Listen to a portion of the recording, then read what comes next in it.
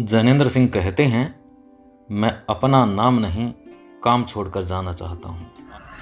दिव्य सच में आप सबका हार्दिक स्वागत, अभिनंदन। जैनेंद्र सिंह कोई ऐसा नाम नहीं है जो किसी परिचय का मोहताज हो। जी हाँ, वही जैनेंद्र सिंह जो पिछले 20 सालों से अधिक समय से गणतंत्र दिवस कार्यक्रम राजपथ का और स्वतंत्रता दिवस ध्वजारोहण लाल किले का आंखों देखा हाल आपको सुनाते आए हैं। जी, जैनेंद्र सिंह, जिनका जन्म 2 अगस्त 1962 को उत्तराखंड के उधम सिंह जनपद के रुद्रपुर में हुआ। प्राथमिक शिक्षा गांव के ही स्कूल में हुई। किच्छा के इंटर कॉलेज में पढ़ने के बाद बनारस के यूपी कॉलेज से इंटर किया। फिर उसके बाद इलाहाबाद यूनिवर्सिटी से स्नातक और राजनीति विज्ञान में एमए किया। उसके बाद पंजाब विश्वविद्यालय से हिंदी में एमए किया।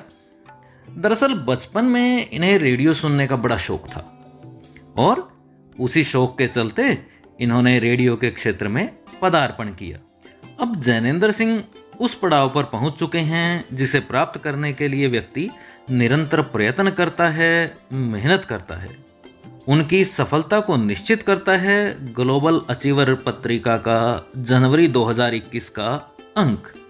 जी हाँ, ग्लोबल अचीवर पत्रिका का जनवरी 2021 का अंक, जिसके मुख पृष्ठ पर जैनेंद्र जी का छाया चित्र प्रकाशित हुआ है, जो उनकी सफलता की कहानी बताने के लिए पर्याप्त जान पड़ता है। ऑल इंडिया रेडियो में सहायक निदेशक कार्यक्रम के पद को सुशोभित करते हुए जैनेंद्र सिंह आकाशवाणी के एफएम रेनबो को भी देख रहे हैं। प्रधानमंत्री नरेंद्र मोदी के मन की बात कार्यक्रम पर आधारित आकाशवाणी की एक श्रृंखला के 250 से अधिक कार्यक्रम तैयार करने वाले जैनेंद्र सिंह, जिन्हें अमृतसर की एक प्रतिष्ठित संस्था ने सर्वश्रेष्ठ राष्ट्रीय एंकर के राष्ट्रीय अवार्ड से सम्मानित किया है। वह अवार्ड जो मोहम्मद रफ़ी साहब को समर्पित है। इसके अलावा ऑल इंडिया रेडियो दिल्ली के एफएम रेनबो, एफएम गोल्ड के कई साप्ताहिक कार्यक्रमों दिल ही तो है, बिंदास बोल की मेजबानी उन्होंने की है। राष्ट्रीय और अंतर्राष्ट्रीय जाने कितने कार्यक्रमों का सफल संचालन करने वाले जैनेंद्र सिंह देश के राष्ट्रपति और प्रधानमंत्री के साथ अनेक कार्यक्रमों को अपने कुशल संचालन से सफल अंजाम तक पहुंचाने में कामयाब रहे हैं। उन्होंने अनेक टीवी कार्यक्रमों में काम किया है और इसके साथ साथ थिएटर के भी मंझे हुए कलाकार हैं। जैनेंद्र सिंह का मानना है कि संघर्ष हमें तोड़ते नहीं, बनाते हैं। जय तू भारतम साथियों के लिए और मेरे लिए बड़ी खुशी की बात है कि आज एक और महान व्यक्तित्व हमारे साथ हैं, जिनका पहले आपको परिचय मैंने अभी दिया कार्यक्रम के शुरू में। जैसे ये इंटरव्यू हमने शुरू किया, उनका परिचय अभी 3-4 मिनट में समाहित करने की मैंने कोशिश की है। हालांकि आप में से बहुत सारे लोग जानते होंगे जैनेंद्र सिंह जी को, पर फिर भी जो नहीं जानते हैं उनको एक परिचय हमने दिया। तो Jainendra Singh ji all India radio से हमारे साथ हैं और सहायक निदेशक हैं कार्यक्रम के, और इसके साथ-साथ एफएम रेनबो देख रही हैं। और बाकी सारी बातें अभी उनसे हम करेंगे। तो सबसे पहले तो मैं अपनी ओर से और आप सब दर्शकों की ओर से जैनेंद्र सिंह जी का स्वागत करता हूँ। जैनेंद्र जी, आपका हार्दिक स्वागत। नमस्कार और आपका बहुत-बहुत आभार कि इस प्लेटफ़ॉर्म पर एक बार फिर से बातचीत करने का, कम से कम अपने दोस्तों मित्रों से अपने अनुभव शेयर करने का आपने मौका दिया है। दरअसल दिनेश जी, आपको बताऊँ कि क्या होता है, व्यस्तताओं में हम पीछे मुड़कर देख नहीं पाते हैं। पलटकर जी, उन गलियों को, उन रास्तों को हम नहीं देख पाते हैं, क्योंकि इतनी ज़्यादा भाग-दौड़ वाली ज़िंदगी होती है, व्यस्तताएँ होती हैं, काम होता है, कमिटमेंट होता है। लेकिन जब इस तरह की बातचीत होती है तो स्वतः ही हम अपने अतीत की ओर, अपनी जड़ों की ओर, उस शुरुआत की ओर, उस बीज की तरफ अपने अपने को मुड़ा हुआ पाते हैं और वहाँ से इस पूरी यात्रा को देखते हैं, तो एक अपने आप में भी बड़ा सुखद अनुभव होता है और लगता है कि अगर हमने जीवन में कुछ हासिल किया तो उसको अगर हम बाँटते हैं तो शायद औरों को भी उसका कुछ लाभ मिल सके। बहुत खुशी है और इस बात के लिए आपका बहुत-बहुत आभार कि आपने आमंत्रित किया इस कार्यक्रम में और इस प्लेटफ़ॉर्म पर। जी। अ, तो तो जैनेंद्र जी, बात शुरू करते हैं हमारे दर्शक क्या और आपको पता है समाज का जो युवा तबका है खास तौर से आपके हम्म। नाम से बड़ा प्रेरित भी है और एक-एक चीज बड़ी बारीकी से सेलिब्रिटीज के बारे में जानने की इच्छा युवाओं की रहती है। तो आपके परिवार से मैं शुरू करना चाहूँगा। उत्तराखंड का जैसा अभी परिचय में हमने बात की, उत्तराखंड के जी। एक जनपद में रुद्रपुर में आपका जन्म हुआ। तो पारिवारिक पृष्ठभूमि के ऊपर थोड़ा-सा प्रकाश डालिए और एक जानकारी हमारे दर्शकों को दीजिए। दिनेश जी, दो बातें पहले मैं निवेदन कर दूं कि महान शब्द जो है, मतलब मैं उससे बहुत छोटा हूं, उसकी उस शब्द के इस्तेमाल का मैं योग्य अभी कम से कम नहीं पाता अपने आप को। सेलिब्रिटी भी अपने को नहीं मानता, बहुत ही साधारण सिंपल सा जीवन है, सोच है, और इसलिए इन चीजों से दूरी रही है हमेशा। जहां तक परिवार की बात है, देखिए एक बहुत ही साधारण से परिवार में, और ऐसा परिवार जो संघर्षरत हो अपनी रोजमर्रा की जरूरतों को पूरा करने के लिए, उस परिवार में मेरा जन्म हुआ। ये 1962 की बात है। अगर आपने उसका जिक्र भी किया, अगस्त में 1962 में मेरा जन्म हुआ था। रुद्रपुर एक जगह है, ऊधम सिंह नगर जो नया जिला है, अब तो खैर उत्तराखंड भी पुराना हो गया और ऊधम सिंह नगर जिला भी पुराना हो गया, लेकिन उस जिले का हेडक्वार्टर है रुद्रपुर, और वहीं से लगभग 12 किलोमीटर दूर एक गांव है, प्रतापपुर नाम है उस गांव का। उसी गांव में मेरा जन्म हुआ, और खेती का काम होता है। मेरे पिताजी किसान हैं, हमारी खेती है, और इसीलिए अब तो खेती में फिर भी बहुत चीजें सुधर गई हैं, बेहतर हो गई हैं। थोड़ा बहुत उसमें आय का साधन भी बढ़ा है। लेकिन वो दौर ऐसा था जो मैंने बचपन में देखा है कि बहुत संघर्ष वाले दिन थे किसानों के लिए। अच्छी भली खेती होते हुए भी बहुत सारी मुश्किलात थी, और आप खेती करते हैं, मेहनत करते हैं, बहुत सारी मुश्किल जो चुनौतियां होती हैं उनको झेलते हैं, लेकिन आपके हाथ बहुत कुछ आता नहीं था उस दौर में, कम से कम। तो उसी दौर में मेरा बचपन बीता, उसी दौर में हम आगे बढ़े तमाम संघर्षों के साथ, लेकिन संघर्ष बड़े सहज भाव से उसमें हम होते हुए निकले। हमें ये नहीं लगा कि हम जीवन में बहुत कुछ वंचित हैं या बहुत संघर्ष में जीवन जी रहे हैं। हमारी क्योंकि जरूरतें कम थी, ज्यादा तामझाम नहीं था, तो थोड़े में भी बड़े मजे से जिंदगी गुजरती थी और अच्छा लगता था। जी। तो बहुत बढ़िया बताया जैनेंद्र जी आपने, लेकिन एक चीज और भी यहाँ मैं जोड़ना चाहूंगा कि जिस तरह से हाँ, हाँ। परिवार का है, आपने बड़े सहजता से कहा कि वो समय बीत गया, लेकिन चाहे वो पारिवारिक कठिनाइयां थी, वो समय था और एक उसका कहीं ना कहीं असर तो आपके जीवन पर पड़ता है और उसके साथ साथ तत्कालीन जो सामाजिक परिस्थितियां थी और हम्म। वर्तमान की परिस्थितियां, उनमें बड़ा अंतर आ गया है। इस बारे में क्या कहेंगे? दिनेश जी, एक चीज देखिए, आज के बच्चे और मतलब आज के बच्चों का मतलब मैं बात करूं कि 5 साल, 8 साल, 10 साल, इस रेंज में जो किशोरावस्था, बचपना जो होता है, और तब के इस उम्र के बच्चों में जमीन आसमान का फर्क होता था। जी। वो बच्चे, उनकी दुनिया बड़ी सीमित होती थी। वो उसी सीमा में ना बहुत आनंद से जीते थे। खेलना कूदना, मिट्टी में लोटना। मैं कई बार खेत में अगर जुताई हो रही है, हल चलाया जा रहा है, तो मैं जब मौका मिलता था, जब वो जो हल चलाने वाले थे वो पानी वानी पीने इधर उधर जाते थे, तो मैं भाग के जाके हल चलाने लग जाता था। गड़बड़ भी होती थी बहुत। इस तरह के खेतों खलिहानों में जाके काम करना, पेड़ों से कूदना, उछलना, नदी में नहाना, ये सब तमाम चीजें हम करते थे। बचपन जो है वो बहुत सहज ढंग से बीता हमारा। तो इसलिए आज के बच्चे क्या है, आज के बच्चे आसपास जो चीजें देखते हैं, देखिए हमारे पास मीडिया का इतना विस्तार हो गया है, टेलीविजन के आने के साथ, उसके बाद सोशल मीडिया, डिजिटल प्लेटफॉर्म्स हैं। अब बच्चों बच्चों को भी पता है कि क्या क्या चीजें अब उपलब्ध हैं या क्या होनी चाहिए, लोगों के पास क्या है, मेरे पास क्या नहीं है। हम तब हमें इन चीजों का एहसास नहीं था। देखिए एक परिवेश की मैं बात बताऊं, जैसे मेरा घर खेत खलिहानों के बीच में था, क्योंकि खेती में सुविधा होती थी। गांव में घर था, लेकिन वहां नहीं रहते थे हम लोग। पिताजी खेतों के बीच में उन्होंने घर बना लिया था छोटा सा, और हमारे जो खेतों में काम करने वाले थे वो लोग वहीं रहते थे। आसपास 10-12 परिवार थे। हमारे दूसरे जो पड़ोसी खेत खेत वाले थे, किसान थे, वो उस अनुसूचित जाति वर्ग से, दलित वर्ग से, इस तरह से लोग थे। लेकिन हम लोगों का आपस में एक दूसरे के आना जाना, हम बच्चे साथ ही स्कूल जाते थे, प्राइमरी स्कूल पढ़ने जाते थे, तो जी। मैं अपने घर से निकलता, फिर उनके घर के बच्चों को, फिर आगे हम इकट्ठे झुंड में जो है स्कूल पैदल चले जाते थे 1-1.5 किलोमीटर। वो दौर ऐसा था कि जब ये बहुत हाई फाई चीजें नहीं थी। बस्ता होता था, पटरी होती थी, थैला होता था, उसमें 2-1 किताबें होती थी, और हम चले जाते थे, और वहां स्कूल में, प्राइमरी स्कूल गांव का होता था, तो वही नीचे बैठ के पढ़ते थे, तो सब एक साथ एक बराबर बैठ के पढ़ते थे। दरअसल वो बाद में मैंने देखा कि वो चीजें उन स्कूलों में भी बदल गई। वो स्कूल जो गांव में सरकारी स्कूल रहे, वो बाद में सिर्फ पता लगा कि बहुत गरीब परिवारों के लिए, बहुत ही गरीब, बल्कि देखिए जो अनुसूचित जाति के, जनजाति के या दलित वर्ग के ऐसे परिवार जो पहले कभी गरीब रहे हों, लेकिन बाद में अगर समृद्धि आई तो वो भी पब्लिक स्कूलों की तरफ गए, लेकिन सिर्फ गरीब परिवार के बच्चे उन स्कूलों में पढ़ते रहे। तब ऐसा फर्क नहीं था, तब गरीब अमीर हर तरह के परिवार के बच्चे उन्हीं स्कूलों में एक साथ पढ़ते थे। तो ये एक बड़ी मुझे अच्छी चीज लगती थी कि हम एक दूसरे को, हमें बचपन में पता ही नहीं होता था कि किसकी क्या कास्ट है, किसका क्या धर्म है, किसकी बैकग्राउंड क्या है। हम तो साथ खेलते थे, साथ कूदते थे, साथ खाते थे, सोते थे, ये सब चीजें बड़ी सामान्य ढंग से चलती थी। तो ये सामाजिक परिवेश जो बहुत अच्छा था मेरे हिसाब से, उस समय बहुत अच्छा था। चीजें परिवर्तन आते हैं, कुछ अच्छी चीजें होती हैं, पर कुछ चीजें ऐसी होती हैं जो शायद हमें नहीं मतलब ठीक नहीं होती हैं।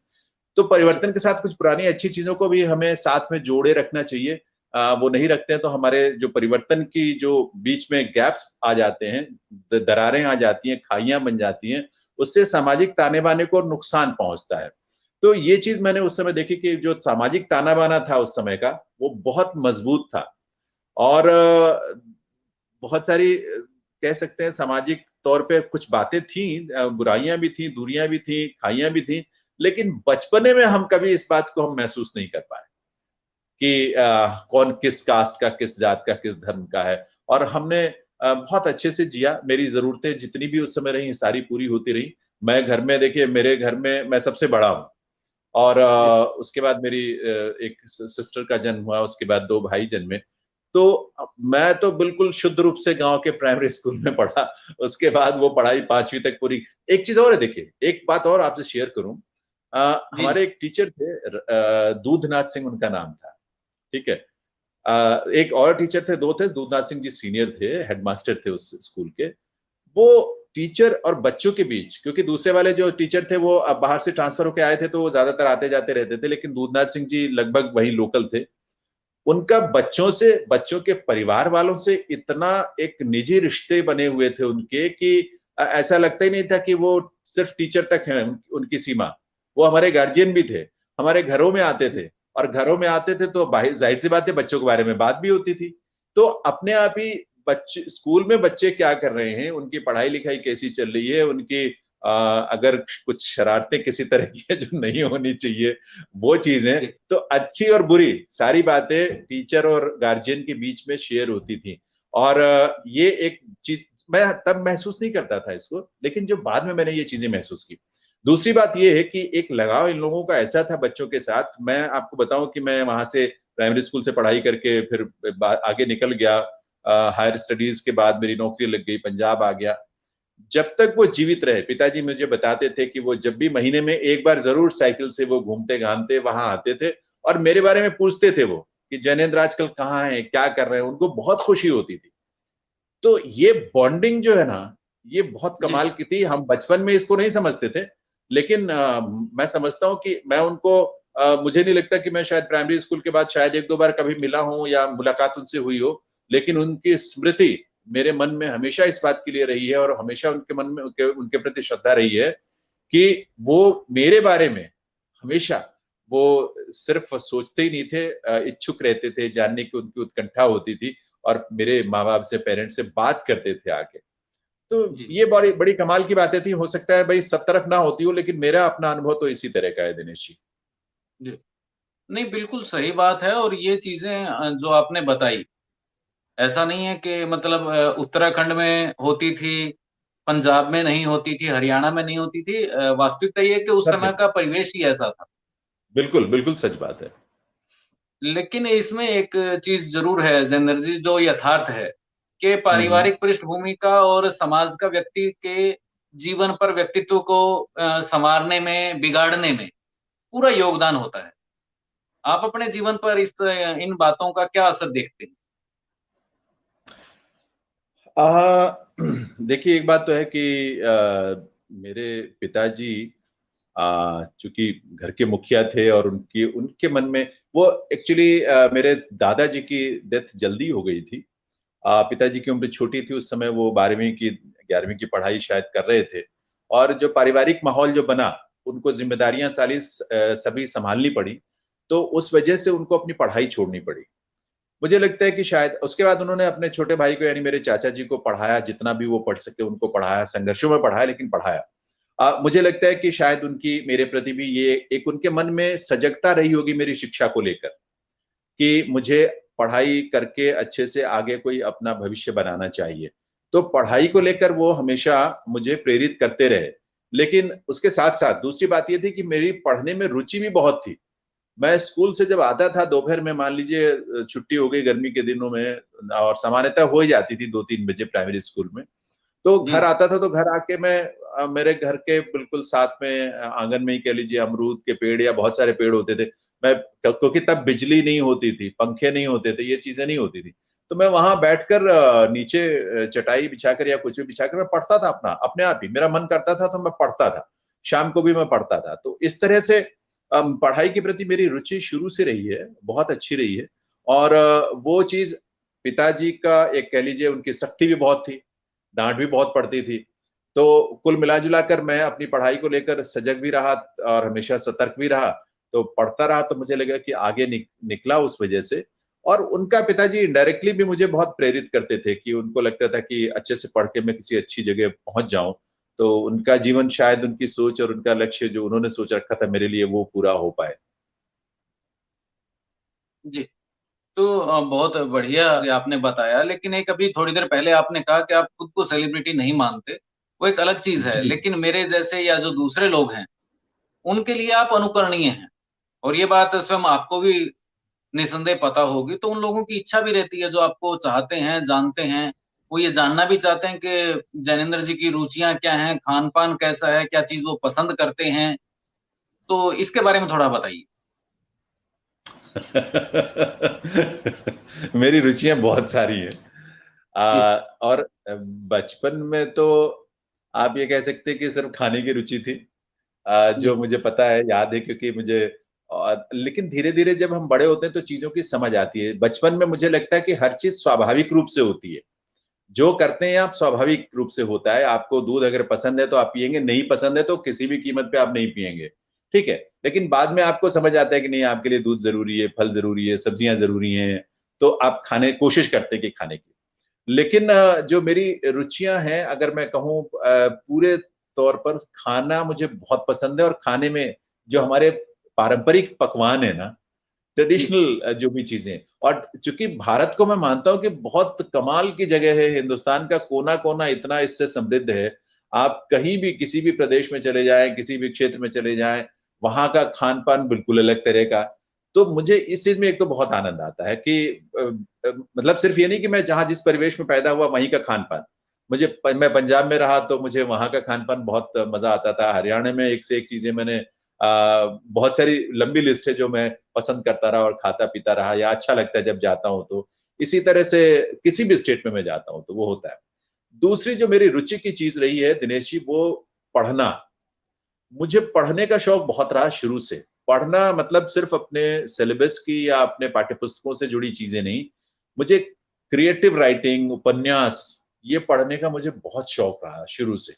और जी, लोग कहते हैं कि शायद इस पढ़ने की आदत से मेरी भाषा जो है बहुत परिष्कृत हुई, बहुत समृद्ध हुई।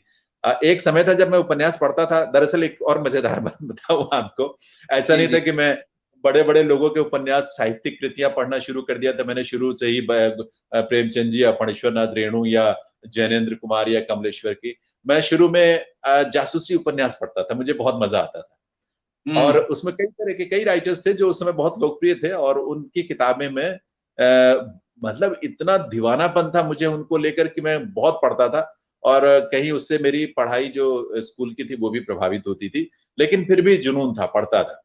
वो पढ़ते जी, पढ़ते मुझे, मैं ऊब गया जब, तो उसके बाद फिर मैंने उपन्यास पढ़ने शुरू किए जो शायद सोशल थे, रोमांटिक थे, इस तरह के उपन्यास। वो पढ़ते पढ़ते जब मैं ऊब गया, तो मैंने साहित्यिक कृतियों की तरफ रुझान मेरा हुआ। एक ना एक स्टेप बाय स्टेप आप कह सकते हैं, क्योंकि सीधे मैं मुझे लगता है कि मैं प्रेमचंद को पढ़ने की मैंने कभी कोशिश नहीं की, क्योंकि बचपन में मुझे मालूम ही नहीं था। उस प्रेमचंद की अहमियत ही मुझे नहीं समझती, तो मैं शायद इसलिए रुचि नहीं लेता था। लेकिन जब मेरे अंदर की भूख ने मुझे उस तरफ वो भूख मुझे लेके गई, उस क्रिएटिविटी की तरफ आगे बढ़ते बढ़ते, आपने जब एक चीज हासिल कर ली तो लगा कि नहीं यार अब ये हो गया, कुछ और चाहिए मुझे, फिर कुछ और चाहिए। तो करते करते मैं प्रेमचंद तक पहुंचा, फणीश्वरनाथ रेणु तक पहुंचा। मैंने हिंदी के जितने भी प्रख्यात प्रतिष्ठित साहित्यकार हैं, कहानीकार हैं, गद्यकार हैं, उनको मैंने जी सबको पढ़ा है और खूब पढ़ा है।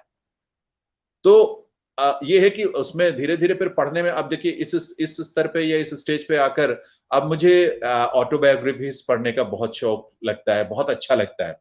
मैं गांधी के सत्य के प्रयोग, तो जो बापू का है एक्सपेरिमेंट्स विद ट्रुथ, हिंदी में सत्य के प्रयोग, वो मैंने इतनी बार पढ़ा। उसकी वजह भी है क्योंकि उसका मैं रेडियो पर वो सीरीज चलती थी, मैं एक एक अध्याय उसका पढ़ता रहा हूं, और वो आकाशवाणी से अलग अलग चैनलों से डेली बेसिस पे प्रसारित किया जाता था उसको।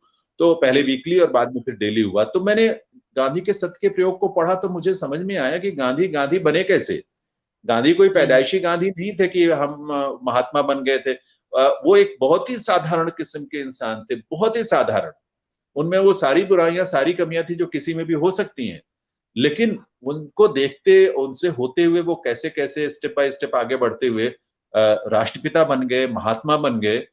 ये चीज अगर समझना हो तो ऑटोबायोग्राफीज या जो आत्मकथाएं होती हैं वो पढ़ना बहुत जरूरी है, और इसीलिए मैंने उसके बारे में पढ़ा। दूसरी मेरी रुचि की चीज जो वर्तमान में पढ़ाई को लेकर चल रही है, आगे बढ़ रही है, वो है बायोग्राफीज, लोगों के बारे जी में। श्री अरबिंदो के बारे में पढ़ा, विवेकानंद के बारे में पढ़ा, इस तरह के तमाम ऐसे लोग हैं, रविन्द्रनाथ टैगोर के बारे में पढ़ा।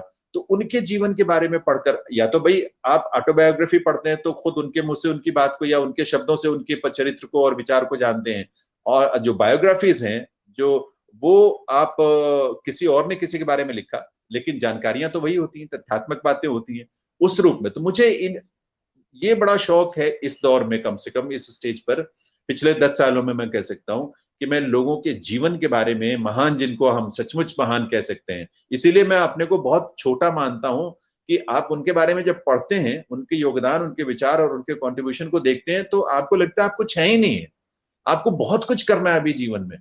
तो इसलिए महान शब्द से मैं बहुत दूर रहता हूँ, बहुत परहेज करता हूँ। और जी ये चीज बहुत मुझे प्रेरणा देती है दिनेश जी, सचमुच। जी नहीं, बहुत बढ़िया बात आपने बताई और व्यवहार और रुचियों की बात बताई। इसमें एक चीज छूट गई है, कहीं ना हम्म। कहीं मैं बार बार आपको कह रहा हूँ कि बड़ी अच्छी बात है, आप स्वयं को नहीं मानते हैं, पर जो लोग आपको महान मानते हैं आप उनको भी दरकिनार नहीं कर सकते। इसलिए वो कहीं ना कहीं जो प्रश्न होते हैं, एक व्यवहार है भाई, जैनेन्द्र जी खुद, क्योंकि आदमी खुद जैसा होता है लगभग वैसा ही उसको पसंद होता है।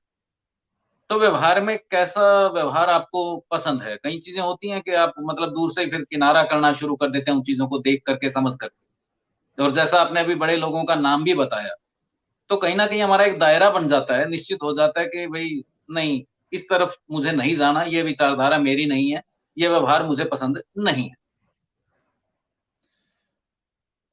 एक चीज दिनेश जी मैं बताऊं आपको कि जीवन एक प्रयोगशाला है, जहां चीजें पहले से तय नहीं होती। अगर मतलब डेस्टिनी में तय होंगी, ईश्वर ने बनाया है और उसने तय किया होगा कि मुझे क्या बनना है, क्या करना है, कब किससे मिलना है, कब किससे बात करनी है। मुझे लगता है कि आपसे आज इस टाइम पे बात हो रही है तो ये भी चीज तय रही होगी, अगर हम ये मानते हैं डेस्टिनी को। लेकिन इंसान को बनाकर उसके कर्मफल के हिसाब से उसके जीवन वृत्त को, जीवन को बनाकर ईश्वर ने जब भेज दिया, तो उसके बाद और आपकी जानकारी में नहीं है, तो ये जीवन आपके लिए पूरा जीवन एक प्रयोगशाला है। और इस जीवन में आप हर स्टेप पर प्रयोग करते हैं, यानी आपको ये नहीं मालूम होता है कि ये चीज जो आप करने जा रहे हैं, इसका वाकई यही परिणाम निकलेगा जो आपने सोचा है। उसके परिणाम कुछ और भी निकल सकते हैं। तो इस जी, प्रयोगशाला में अच्छी चीजें भी हुई, बुरी चीजें भी हुई जीवन में। देखिए मैं पहले थोड़ा सा उसको हम शायद छोड़ के निकल आए हैं बातों बातों में, लेकिन जैसे जी, मैं संघर्षों के उस दौर में ही जब प्राइमरी स्कूल से आगे बढ़ा, तो मैं किच्छा एक जगह है वहां से करीब 14 किलोमीटर की दूरी पर, वहां इंटर जी, कॉलेज है, तब तो हाई स्कूल ही था। वहां मेरे चाचा चूंकि अध्यापक थे, तो स्वभावतः मुझे भी वहां पे बोला गया, उनके साथ ही मुझे वहां मैंने पढ़ाई शुरू की, छठी क्लास से, छठी से 10वीं तक मैंने वहां पढ़ाई की। वहां मैं, वहां का माहौल कोई पढ़ाई का था नहीं खास, आपको सही बताऊं। और चूंकि मेरे तो चाचा स्कूल में टीचर थे तो इसलिए मुझे वैसे भी कोई कुछ नहीं बोलता था ज्यादा कुछ। अगर कभी कोई शरारत की, कभी कोई बदमाशी की, कोई पकड़ा गया कुछ किसी चीज में, उपन्यास में पढ़ता था ना, तो मैं स्कूल में भी कई बार चोरी चोरी पढ़ता था। तो इसके लिए पकड़ा गया तो कोई ज्यादा मुझे बोलता नहीं था। और कुछ बार, कई एक दो बार टीचर जो जिन्होंने देखा तो उन्होंने चाचा से शिकायत भी की। तो इसका नुकसान भी होता है कि आपके कोई अपने बहुत मतलब जैसे आपके रिश्तेदार, कोई आपके पिता, चाचा या कोई भी भाई अगर उस जगह पे उस स्कूल में है, तो बाकी लोग मेरी गलतियों को क्षमा करके या क्षमा ना करें तो इग्नोर कर देते हैं। वो इग्नोर होना भी घातक होता है दरअसल। वो जी जी। नुकसान करती है वो चीजें, लेकिन ऐसा स्वाभाविकता हो जाता है। वो दौर जो है, मुझे बहुत परिपक्वता उस सेंस में कभी नहीं मिली कि मैं कुछ सोच पाऊं बौद्धिक स्तर पर कुछ, या शैक्षणिक स्तर पर। एक स्वाभाविक रूप से वो 4 साल 5 साल निकल गए। 9th क्लास में, अच्छा, एक उस दौर में एक और बड़ी चीज ऐसी संघर्षों भरी रही है कि देखिए 7th क्लास 9th क्लास कुछ ऐसे 2 साल 3 साल बीच में ऐसी परिस्थितियां थी जब मैं घर से, गांव से स्कूल जाता था 14 किलोमीटर, तो साइकिल से जाता था। और 14 किलोमीटर जाते थे, 14 किलोमीटर आते थे। गर्मियों के दिन में छुट्टियां जल्दी हो जाती थी 1 डेढ़ बजे, तो उसी धूप में तपती दोपहरी में, मई के महीने में, अप्रैल के महीने में हम वापस घर आते थे धूप में ही। अब पर मुझे अब सोच के लगता है कि ये इतनी, मई के महीने में आप 42 डिग्री टेम्परेचर में साइकिल चला के 14 किलोमीटर चले आते थे, तब मुझे लगता ही नहीं था। हम लोग 2 4 5 बच्चे होते थे और हम चलते थे, पेड़ खूब सारे होते थे, जामुन लगे होते थे, आम लगे होते थे। 2 3 किलोमीटर चले, रुक गए, आम देखा, जामुन देखा, तोड़े, खाए। यहाँ तक कि हम कभी टिफिन जो अपना लेके जाते थे वो भी हम वहीं रास्तों में कहीं पुलिया पे बैठ के खाते थे, एंजॉय करते थे। तो कब तब का जीवन, आज के लिए ये बहुत बड़े संघर्ष वाली बात लोग कहेंगे कि ये संघर्ष है। तब का हम्म। वो जीवन का ये रंग जो था ना, ये स्वाभाविक रंग था। तो हमें कभी लगा ही नहीं कि हम संघर्ष कर रहे हैं जीवन में। लेकिन ये था कि एक वो स्वाभाविक रूप से वो चीजें निकल गई। 9th क्लास में मेरी थोड़ी मार्क्स खराब आए, किसी तरह पास हुआ। लेकिन उसके बाद फिर मुझे जुनून आ गया कि नहीं, मुझे अच्छा स्कोर करना है। और हाई स्कूल में, अपने स्कूल में केवल मैं फर्स्ट डिवीजन पास हुआ था बोर्ड के एग्जाम में अपने उस साल में। तो बहुत अच्छे मार्क्स मिले। उस पढ़ाई के बाद फिर मैं उस जगह से, क्योंकि शिक्षा एक ऐसी जगह है, थी और अभी भी है, कि बिजनेस क्लास ज्यादा है वहां। जो बच्चे पढ़ने आते थे वो ज्यादातर बिजनेस फैमिलीज के थे। और ऐसा नहीं कि वो बिजनेस फैमिलीज के थे तो कोई बुरे थे, लेकिन उन फैमिलीज में क्या होता था, उस समय की सोच ये होती थी कि बच्चों को थोड़ा बहुत पढ़ा लिखा दो, उनको संभालना तो अपना बिजनेस ही है। और बिजनेस उनके पास बहुत अच्छा था। तो इसलिए हम्म। उनका कोई बहुत बड़ा उद्देश्य नहीं था जीवन में कि पढ़ के अच्छी दिशा में, अच्छे लक्ष्य को कोई लेके आगे बढ़ना है। उनको यही था कि वहां से पढ़ के फिर अपने बिजनेस में वो लग जाएंगे, व्यापार में लग जाएंगे, या जो भी काम करते हैं। तो ये चीजें थी। वहां से मैं मुझे फिर बनारस, पिताजी वैसे देखिए बाहर इतनी अच्छे खाते पीते घर के जरूर थे हम लोग, लेकिन इतनी आर्थिक रूप से संपन्नता नहीं थी कि वो बाहर खर्चा देकर पढ़ने के लिए भेज सके, बाहर कहीं मैं रह के पढ़ सकूं उस तरह से।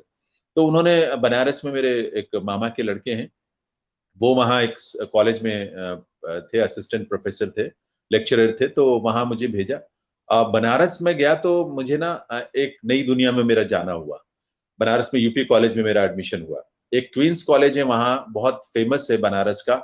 एडमिशन उसमें होना था, मतलब कोशिश थी, क्योंकि वो माना जाता था कि वो बहुत एलीट क्लास का स्कूल है, फर्स्ट डिविजनर्स का स्कूल है, वहां पढ़ के बच्चा मतलब कहीं भी आगे निकलेगा ही निकलेगा। तो इस तरह का। लेकिन हुआ क्या कि मैं एडमिशन के लिए लेट पहुंचा वहां, तो वो एडमिशन क्लोज हो चुके थे। यूपी कॉलेज में चूंकि ब्रदर मेरे थे तो वहां पे आसानी से एडमिशन हो गया। और वहां बनारस में जाकर मैं थोड़ा सा इंडिपेंडेंट हुआ, और बनारस में थोड़ी फ्रीडम मुझे मिली, या मैंने ले ली। और वहां मैं बनारस को, मैंने ये मानिए पता नहीं क्या दीवानापन था दिनेश जी। जो कहते हैं ना, बनारस एक अजीब सी जगह है, एक कुछ ऐसी जगह जिसको आप बांध नहीं पाते हैं, उसके भावों को, संस्कारों को, बनारस के, काशी के रंगों को। तो ये सच्चाई है। मैं इसको इसीलिए, मैं चूंकि खुद जिया है तो मैं जानता हूँ। मुझे पता नहीं क्या दीवानापन होता था कि मैं साइकिल से या अपना लोकल बस से कहीं निकल जाता था, कहीं भी। और गली गली, घाट घाट में घूमता था। वहां साधु फकीर, कोई ऐसे नागास, या गली मोहल्ले, जो भी जहां चीजें हो रही, बनारस की एक एक गली मैंने घूमी, 1 साल कम से कम। और बहुत करीब से देखा मैंने बनारस को। मैं ऐसा कोई बौद्धिक जीव नहीं था उस समय उस स्तर पे कि मैं चीजों को ऑब्जर्व करके उनके बारे में सोचूं लिखूं, अपने आप ही ये भी मेरे साथ अपने आप ही हुआ। और नतीजा भी थोड़ा उसका खराब ये निकला कि 11वीं में मेरे मार्क्स खराब हुए, लेकिन फिर जी मुझे जुनून हुआ और मैंने 12वीं में इतनी मेहनत से पढ़ाई की, इतनी मेहनत से, बल्कि मेरे ब्रदर थोड़ा गुस्सा करते थे क्योंकि मैं रात में सब सो जाते थे तो घर में तो मैं पढ़ने में दिक्कत होती थी कि लाइट जलाते और दिक्कत होती, तो मैं गली में बाहर निकलकर मैं चीजों को दोहराता था, रटता था, उसको रिवाइज करता था बोल बोल के। तो वो कहते थे ये पागल हो गया यार, लोग क्या कहेंगे, कोई उठ के देखेगा कि गली में ऐसे पागलों की तरह घूम रहा है, बड़बड़ा रहा है, आवाजें निकाल रहा है, तो क्या सोचेंगे लोग। मैं कहा ठीक है, मैं इस बात को ज्यादा नहीं मैंने तवज्जो दी कि ठीक है, मैं कोई गलत काम नहीं कर रहा हूँ, अगर कोई पूछेगा तो बता दूंगा, या नहीं पूछता तो उसको जो समझना है समझता रहे। और यकीन जी मानिए कि उसका नतीजा ये हुआ कि 12th में, इंटर में, मेरे इंटर कॉलेज में, यूपी कॉलेज में फर्स्ट डिवीजन से मैं पास हुआ, बहुत अच्छे मार्क्स मेरे थे। और उसका नतीजा ये हुआ कि मुझे इलाहाबाद यूनिवर्सिटी में एडमिशन मिल गया। और एडमिशन मिला, और दूसरी जो सबसे अच्छी चीज हुई कि वहाँ हमारे किच्चा के एक हमारे परिचित थे, क्लोज फैमिली के थे, तो वो वहाँ ऑलरेडी हॉस्टल, एक जीएनझा हॉस्टल है, वहां रहते थे वो। तो जीएनझा हॉस्टल में मुझे पैर रखने की जगह मिल गई। अब है क्या कि इलाहाबाद यूनिवर्सिटी एक तो अपने आप में बहुत प्रख्यात रही है, ऑक्सफोर्ड के नाम से, पूरब के ऑक्सफोर्ड के नाम से जानी जाती रही है। दूसरा, वहां के जो हॉस्टल का कल्चर है, वहां से आईएएस, आईपीएस, पीसीएस, मतलब इस तरह के लोग, वहां माना जाता था कि भाई इलाहाबाद में आप चले गए तो आप खाली हाथ नहीं लौटोगे, कुछ ना कुछ तो निकल ही आएगा आपका रास्ता। तो मैं वहां जब गया और हॉस्टल में पैर रखने की जगह मिली, तो हॉस्टल क्या है कि जैसे एक एंजा हॉस्टल है, वो माना जाता था कि वो अंग्रेजी मीडियम के बच्चे, जो एलीट क्लास के बच्चे हैं, वो वहां एडमिशन पाते थे। जियंजा हॉस्टल हमारा था। जियंजा हॉस्टल में आप कह सकते हैं एलीट क्लास ना सही, लेकिन फिर भी वेल टू डू फैमिलीज के अच्छे मार्क्स वाले बच्चे वहां रहते थे, अच्छे पढ़ते लिखते थे, और काफी बच्चे सिविल सर्विसेज के लिए सेलेक्ट भी होते थे हर साल। हर साल वहां से ऐसे, मतलब आईएएस या आईपीएस में, और बहुत सारे लोग निकलते थे, या इन एलाइट सर्विसेज में। तो वहां मैं आया। वहां उस जगह पर आने के बाद मेरे जीवन में बौद्धिक स्तर पर आप कह सकते हैं कि मैं चीजों को समझने लायक हो पाया, क्योंकि वहां जिस तरह का माहौल मिला, कंपनी मिली, पढ़ाई लिखाई हुई, लोगों को मैं देखता था जिस तरह से पढ़ते थे, जिस तरह से डिस्कशंस होती थी, बातचीत होती थी, चर्चाएं होती थी, मस्ती भी होती थी, बदमाशियां भी बहुत होती थी। तो वो उन सबके बीच और यही होता था कि जो, मतलब लोग कहते थे ये ना जानबूझ के दिन भर तो घूमता फिरता है, शरारतें करता है, बदमाशियां करेगा, आवारागर्दी करेगा, पर रात भर ऐसा पढ़ता है, और यही लोग निकाल लेते हैं सिविल सर्विसेज। इस तरह के दिमाग में कुछ वो थी, धारणाएं बनी हुई थी लोगों के, है ना। जी तो वहां के माहौल में मुझे चीजों को थोड़ा बौद्धिक स्तर पर अपने आप को समझने के लिए मुझे एक जगह मिली, पैर रखने की जगह मिली। और उस वहां से थोड़ी सी दिशा मैं कह सकता हूँ कि मिलनी शुरू हुई, क्योंकि मेरी पढ़ने की आदत तो थी, तो पढ़ने का माहौल भी वहां बहुत अच्छा मिला। क्रिएटिव राइटिंग भी मैंने, जो साहित्यिक कृतियां हैं वो भी खूब पढ़ी, उस दौर में भी मैंने ढूंढ ढूंढ के एक एक चीजें मैंने पढ़ी, कई कई बार पढ़ी। मतलब कुछ उपन्यास तो ऐसे हैं, जैसे वही पीरियड था जब धर्मवीर भारती का जो गुनाहों के देवता जैसे जो कृतियां हैं, वो दिमाग पे छा जाती हैं। रेत पर मछली उनकी थी, काव्य भारती की। वो इस तरह के उपन्यास ना दिमाग पे, क्योंकि वो ना इलाहाबाद के बारे में ही सारी कहानी, सारी पृष्ठभूमि है। तो मुझे गली मोहल्ले दिखते थे कि अच्छा, यहाँ धर्मवीर भारती ने गुनाहों के देवता में जो कंपनी बाग लिखा वो ये लिखा है, ये बेंच है जहाँ चंदन बैठता था, हीरोइन बैठती थी, इस तरह की चीजें मैं विजुअलाइज कर लेता था। तो वो जी जी दौर रोमांटिसिज्म का था, वो दौर बौद्धिकता का था, जो अपने जीवन में मैं कह सकता हूँ। और जी आगे बढ़ने के लिए थोड़ी थोड़ी समझ आनी वहां से शुरू हुई मुझे, ऐसा मुझे महसूस होता है। जितनी बातें अभी आपने कही और बड़े विस्तार से बड़ी अच्छी बताई, तो मुझे लगता है कहीं न कहीं ये प्रश्न अब वाजिब हो जाता है कि आप उस मुकाम पर पहुँच चुके थे जहाँ से आपको पदार्पण करना था रेडियो के लिए। शायद यहीं कहीं मतलब रेडियो की शुरुआत हो रही होगी। बिल्कुल हो रही थी। देखिए, वहाँ मैं रेडियो सुनने का शौक भी मुझे बचपन से था, बहुत सुनता था मैं।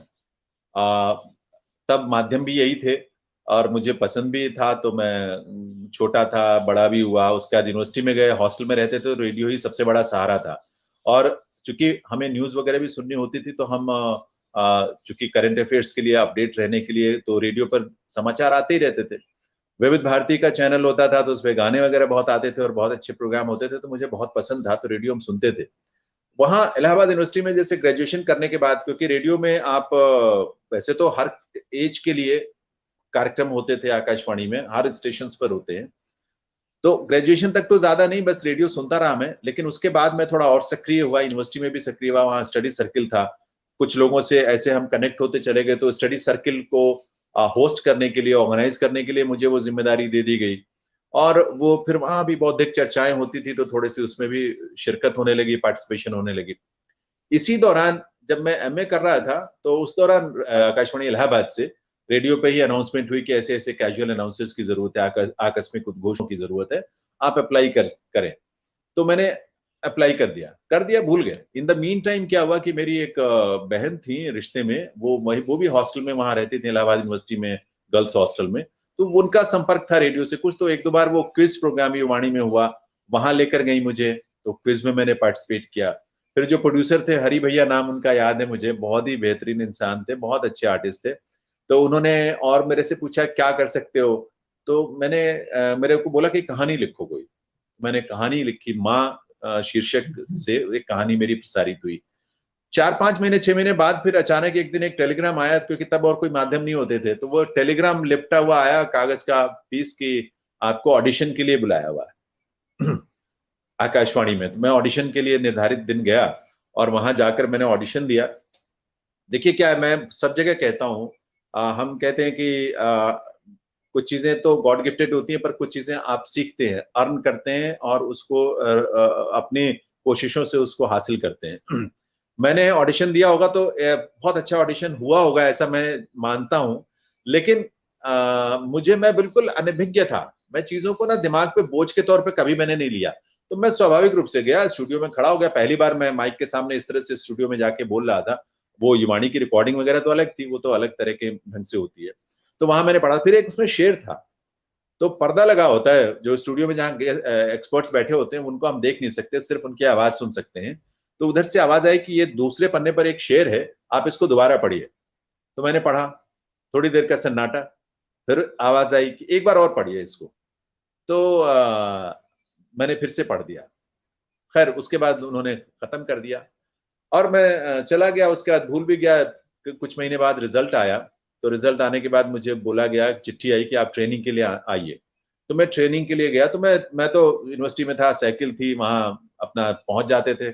और मैंने बहुत लंबी ट्रेनिंग की, ये लगभग 1 महीना। 3 ट्रांसमिशन होते, मैं सुबह 5 बजे जाता था सुबह के ट्रांसमिशन के लिए, फिर कभी दोपहर में जाता था छुट्टी के दिन में, कभी रात में जाता था 11 सवा 11 तक। तो 1 महीना, अच्छा मुझे नहीं मालूम था कि कितनी ट्रेनिंग होनी है, तो मैं अपने आप ही जाता रहा, कोई मना नहीं करता था तो मैं जाता रहा। और करते करते मैं इतना ज्यादा अच्छी तरह से मेरी उस पर पकड़ हो गई चीजों पर कि मैं ट्रेनिंग के दौरान भी रेगुलर अनाउंसर जब प्रोग्राम करते थे तो वो क्या करते थे कि वो अनाउंसमेंट कर देते थे, कहते थे वो टेप आप ही चला दो, ये गाने आप प्ले कर देना, ये कर देना, इस तरह से। जहां अनाउंसमेंट की जरूरत नहीं होती थी वहां कहते थे आप ही प्ले कर देना। तो उनको भरोसा इतना हो गया।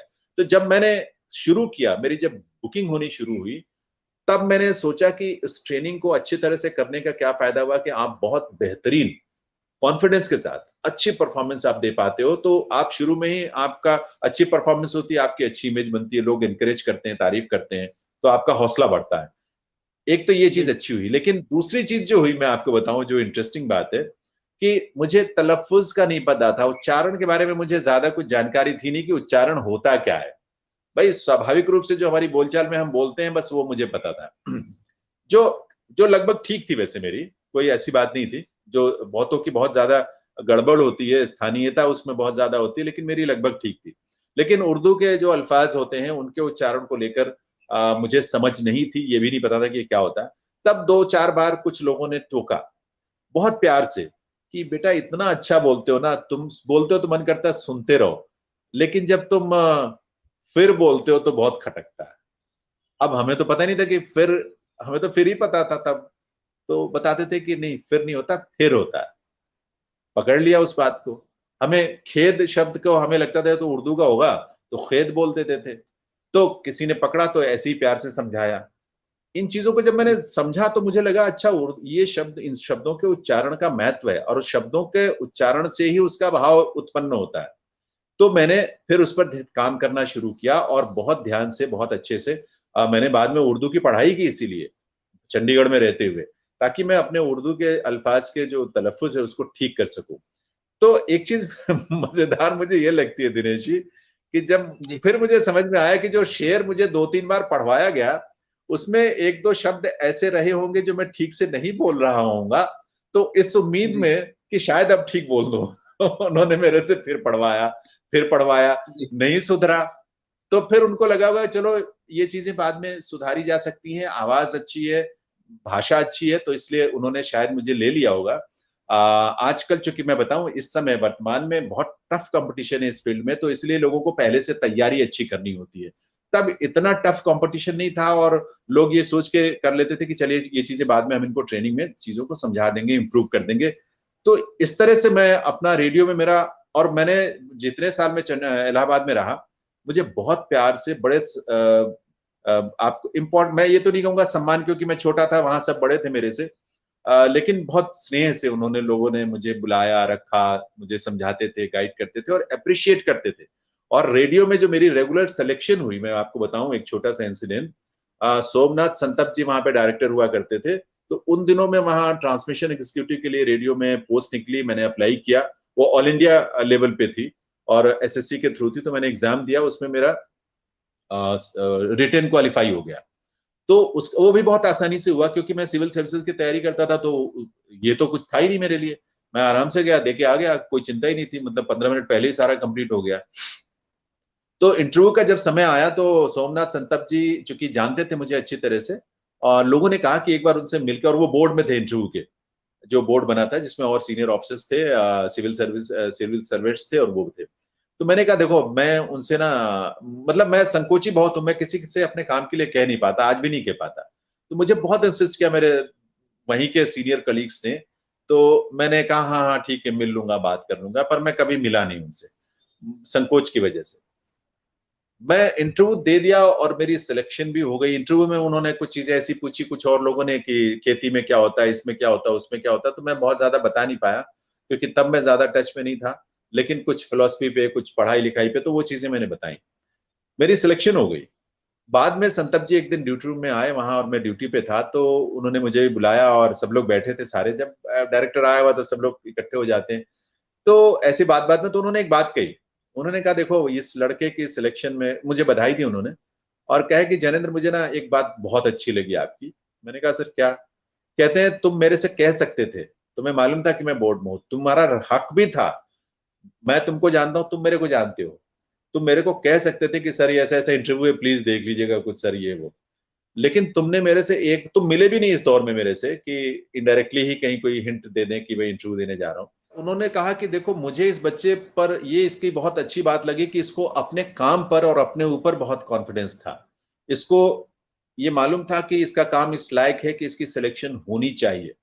और उन्होंने कहा कि मैंने बोर्ड में भी ये बात वहां पर कही कि मैं इस बच्चे को अच्छी तरह से जानता हूं, इसका काम बहुत बेहतरीन है, और लेकिन इसने मेरे से कभी नहीं कहा कि सर मेरा इंटरव्यू है, मेरी हेल्प करिएगा, मुझे तो, मेरी तरफ से तो मैं आपसे रिक्वेस्ट करूंगा कि मुझे ये चाहिए।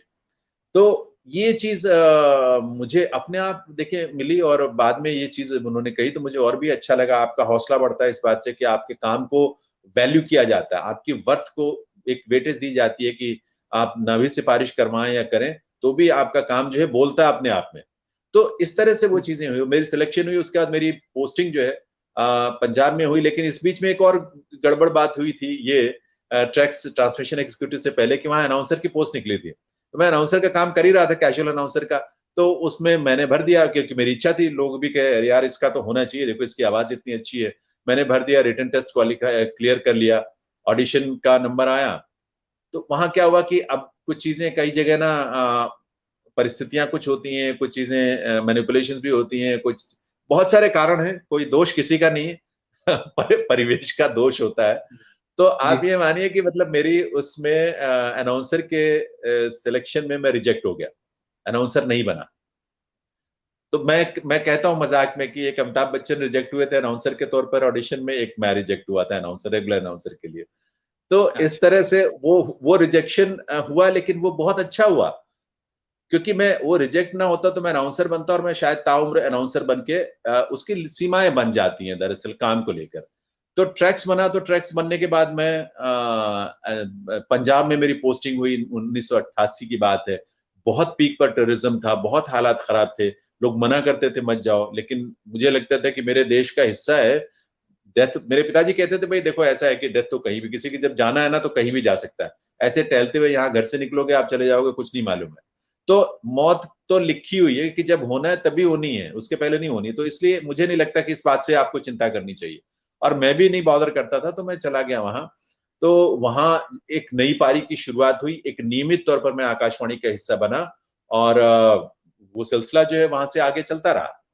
तो जैनेंद्र जी, ये तो बहुत बढ़िया तरीके से आपने बताया कि किस तरह से आपके इस कार्य की रेडियो की शुरुआत हुई। तो आज इस पहले भाग में मैं आपसे यही अनुमति चाहता हूँ, और इससे आगे की बातें हम अगले एपिसोड में करेंगे, अगले भाग में करेंगे।